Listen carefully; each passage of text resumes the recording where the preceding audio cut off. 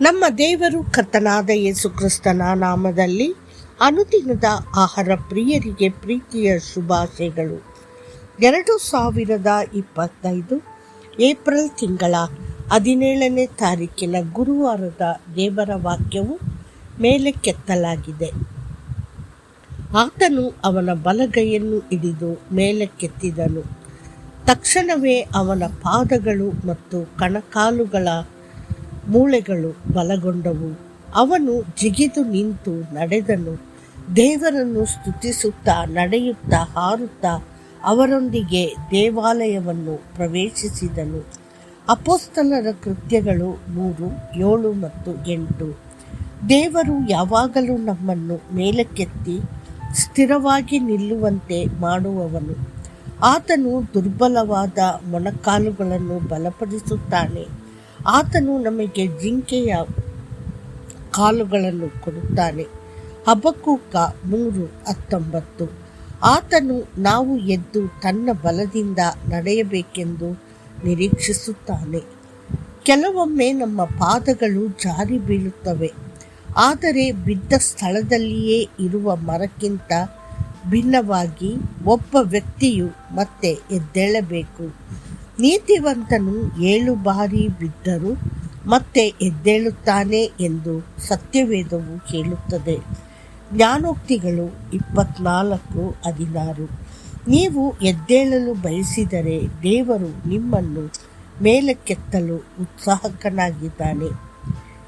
7 ಬಾರಿ ಅಲ್ಲ, 70 ಬಾರಿ ಕ್ಷಮಿಸಲು ನಮಗೆ ಕಲಿಸುವ ಕರ್ತನು ನಮ್ಮನ್ನು ಮತ್ತೆ ಮತ್ತೆ ಕ್ಷಮಿಸಲು ಸಿದ್ಧವಾಗಿದ್ದಾನೆ. ಆದ್ದರಿಂದ ಪಾಪದಲ್ಲಿ ಉಳಿಯಬೇಡಿ, ಎದ್ದೇಳಿ. 1666ರಲ್ಲಿ ಲಂಡನ್ನಲ್ಲಿ ಸಂಭವಿಸಿದ ದೊಡ್ಡ ಬೆಂಕಿಯು ಒಂದು ಭವ್ಯವಾದ ಚರ್ಚನ್ನು ನಾಶ ಮಾಡಿತು. ಅವಶೇಷಗಳ ನಡುವೆ ಒಬ್ಬ ವ್ಯಕ್ತಿಯು ನಾನು ಮತ್ತೆ ಎದ್ದು ಬರುತ್ತೇನೆ ಎಂದು ಬರೆದಿರುವ ಶಾಸನವನ್ನು ಕಂಡುಕೊಂಡನು. ಈ ಮಾತುಗಳಿಂದ ಪ್ರೇರಿತನಾಗಿ ಆ ವ್ಯಕ್ತಿಯು ಒಬ್ಬ ಮಹಾನ್ ಇಂಜಿನಿಯರ್ ಹೊಸ ಚರ್ಚ್ಗೆ ಅಡಿಪಾಯವಾಗಿ ಅದೇ ಕಲ್ಲನ್ನು ಹಾಕಿದನು. 35 ವರ್ಷಗಳ ನಂತರ ಒಂದು ಅದ್ಭುತವಾದ ಕ್ಯಾಥೆಡ್ರಲ್ ಅದರ ಸ್ಥಳದಲ್ಲಿ ನಿಂತಿತು. ಕ್ರಿಸ್ತನೊಂದಿಗಿನ ನಮ್ಮ ಜೀವನದಲ್ಲಿಯೂ ಸಹ ನಾವು ಎಡವಿ ಬೀಳಬಹುದು. ಕೆಲವೊಮ್ಮೆ ಕತ್ತಲೆಯ ಶಕ್ತಿಗಳ ವಿರುದ್ಧದ ಹೋರಾಟದಲ್ಲಿ ನಾವು ಸೋಲುತ್ತಿದ್ದೇವೆ ಎಂದು ತೋರುತ್ತದೆ, ಆದರೆ ನಾವು ಬಿದ್ದಿದ್ದೇವೆ ಎಂದು ಕಾಣಬಾರದು. ಆದರೆ ದೇವರ ಸಹಾಯದಿಂದ ಮತ್ತೆ ಎದ್ದೇಳಬೇಕು. ಪೇತ್ರನನ್ನು ನೋಡಿ. ಪೇತ್ರನು ತನ್ನ ಶಿಷ್ಯತ್ವದಲ್ಲಿ ಎಡವಿ ಬಿದ್ದನು. ಅವನು ಯೇಸುವನ್ನು ನಿರಾಕರಿಸಿದನು, ಶಪಿಸಿದನು ಮತ್ತು ಪ್ರಮಾಣ ಮಾಡಿದನು. ಆದರೆ ಅವನು ಹಾಗೆಯೇ ನಿಲ್ಲಲಿಲ್ಲ. ಅವನು ಕಟುವಾಗಿ ಹತ್ತನು. ಅವನು ಯೇಸುವಿನ ಪ್ರೀತಿಗೆ ಹಿಂತಿರುಗಿದನು ಮತ್ತು ಯೇಸು ಅವನನ್ನು ಮುಖ್ಯ ಅಪೊಸ್ತಲನಾಗಲು ಮೇಲಕ್ಕೆತ್ತಿದನು. ದೇವರ ಮಕ್ಕಳೇ, ನಿಮ್ಮ ಪತನಗೊಂಡ ಸ್ಥಿತಿಯಲ್ಲಿಯೇ ಉಳಿಯಬೇಡಿ, ಆದರೆ ದೇವರ ಸಹಾಯದಿಂದ ಮತ್ತೆ ಎದ್ದೇಳಿ.